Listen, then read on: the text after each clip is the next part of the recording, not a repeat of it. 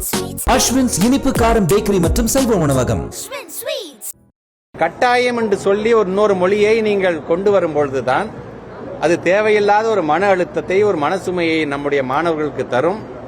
சாதனை புரிகின்ற மாணவர்கள் இடைநிற்றல் மாணவர்களை அதிகப்படுத்தும் என்கின்ற விதத்தில் இன்றைக்கு மாணவர்கள் சாதனை புரியும் பொழுது இருமொழி கொள்கையில எந்த வேகமாக செய்கிறார்களோ 3 மொழி கொள்கையை நீங்க கொண்டு வந்தீங்கன்னா கால சங்கிலியை கட்டி அவனை ஓட விடாமல் செய்வதற்கான அந்த பணியை செய்கிறீர்கள். இந்த மன உளைச்சலின் காரணமாக இடைநிற்றல் அதிகப்படுத்துகின்ற பணியை நீங்கள் செய்கிறீர்கள் என்பதைத்தான் இது சொல்கிறது.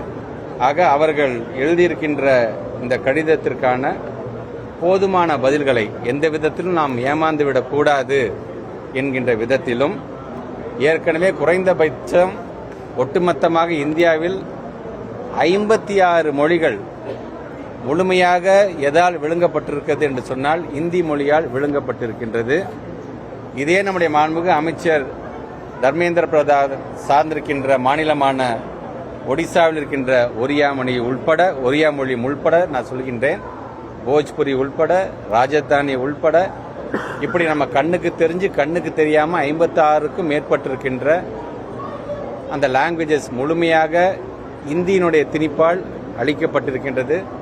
அது போன்ற நிலை நம்முடைய தாய்மொழிக்கும் வந்துவிடக்கூடாது என்பதற்காகத்தான் உலக தாய்மொழி தினமான இந்த நாளில் நம்முடைய பத்திரிகை துறை, ஊடகத்துறை சார்ந்திருக்கின்ற நண்பர்கள் மூலமாகவும் இந்த விளக்கத்தை நான் சொல்லியிருக்கின்றேன்.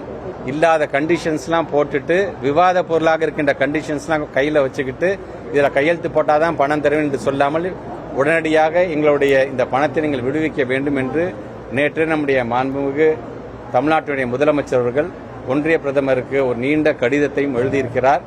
அது வெறும் கடிதம், வெறும் காகிதம் மட்டுமல்ல, ஏறத்தாழ 43 லட்சம் மாணவர்களுடைய எதிர்காலம் அதில் அடங்கியிருக்கின்றது என்பதை மனதில் வைத்து ஒன்றிய அரசு இந்த காரணத்தெல்லாம் சொல்லி தமிழுடைய பெருமையை நீங்க சொல்ல வேண்டிய அவசியம் இல்லை. தமிழுடைய பெருமையை அறிந்ததனால தான் இன்றைக்கு 8 திக்கிலும் இதுக்கான எதிர்ப்புகள் இங்கே வந்து கொண்டிருக்கின்றது. பிளாக்மெயில் பண்றதை நீங்க நிறுத்துங்க. இப்போ நீங்க பத்திரிகை துறை நண்பர் சேர்ந்த 2023 கடைசி தவணையிலேருந்து ஆரம்பிச்சது தான் அந்த பிஎம்ஸ்டியில் நீங்க கையெழுத்து போட வேண்டும் என்று அவங்க சொல்லியிருந்தாங்க. அப்பதான் நாங்க சொன்னோம், நாங்க ஒரு கமிட்டி போடுறோம், என் கமிட்டி என்ன ரெக்கமெண்ட் பண்ணோம் அதுபடி நாங்க அதுக்கு முடிவு செய்யலாங்கும் பொழுதுதான் அந்த கமிட்டியோட ஆலோசனைப்படி சார் இந்த பிஎம்சியில முழுமையாக புதிய கல்விக் கொள்கை உள்ள கொண்டு வருவதாக இருந்தாலும் சரி, பல்வேறு விதமான பிரச்சனையை உள்ள நுழைக்க மாதிரி பார்க்க நம்முடைய சிஸ்டத்தை, நம்ம எஜுகேஷன் சிஸ்டத்தை இது வந்து சீர்குலைக்கிற மாதிரி ஆகின ஒரு விஷயம் மாதிரி நம்ம ஏற்றுக்கொள்ள வேண்டாம் என்று சொல்லும் பொழுதுதான் பிஎம்சியில் எங்களுக்கு ஒரு நம்பிக்கை இல்லைங்க, எங்களுக்கான எப்போதும் வருஷம் இங்கே கொடுக்க வேண்டிய பணத்தை கொடுங்க, அதை நாங்கள் புதுசாக இந்த முறை மட்டும் பிஎம்சின்னு என்று சொல்லுங்களே என்ற அந்த வாதத்தை நாங்கள் வைத்தோம். ஒரு நாடாளுமன்றத்தில், சட்டமன்றத்தில் ஒரு திட்டத்திற்கான ஒரு பில் பாஸ் பண்ணிடுச்சு அப்படின்னா அந்த பணத்தை முறையாக வழங்க வேண்டியதான். ஏன்னா அந்த பில் பாஸ் பண்ணுறதுக்கு தான் நீங்கள் நாடாளுமன்றத்தில் நீங்கள் டேபிள் பண்ணுறீங்க உங்களுடைய கொள்கை எல்லாத்தையுமே. அதில் எதையுமே இதை சொல்லாமல், ஆனால் பணத்தை ரிலீஸ் பண்ணும்போது மட்டும் தனியாக ஒருத்தரையாக கூப்பிட்டு அப்படியே இந்த பிஎம்சியை கையெழுத்து போட்டீங்கன்னா சேர்த்து அப்படியே கொடுத்துட்றோம் அப்படிங்கும் பொழுது இது பார்கெனிங், நெகோசியேஷன்லாம் கடந்து இது ஒரு பிளாக்மெயிலாகத்தான் அது பார்க்கப்படுது. அதனால தான் சொன்னேன், கையெழுத்து போடுங்க, உங்கள் பணத்தை நான் 1/2 மணி நேரத்தில் நான் தரேன் என்று சொல்வதே பிளாக்மெயில் என்று சொல்லாமல் என்ன சொல்வது.